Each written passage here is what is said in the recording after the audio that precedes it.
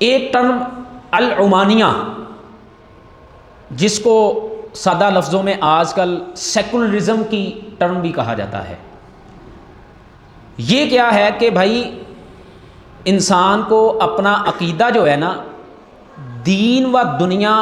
دو الگ چیزیں ہیں۔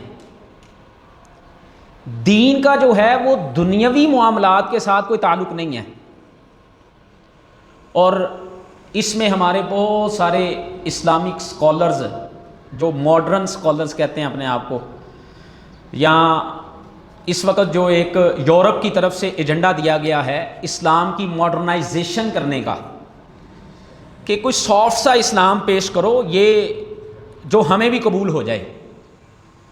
اور اس کے اوپر جو ہے وہ سر سید کیا اس سے پہلے سے لے کے آج تک جو ہے وہ کام ہو رہا ہے۔ آپ جاوید احمد غامدی اور اس طرح کے جو ہمارے اسکالرز ہیں ان کو دیکھ لیں، وہ اسی پہ کام کر رہے ہیں۔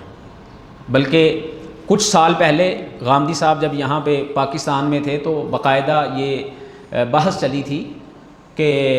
حکومت جو ہے نا، یہ ایک سلطنت کے امور ایک الگ چیز ہیں، دین کے معاملات الگ چیز ہیں، اس کا سلطنت کے ساتھ کوئی تعلق نہیں ہے۔ جبکہ اسلام کا نظریہ کیا ہے؟ ادخلوا فی السلم کافہ،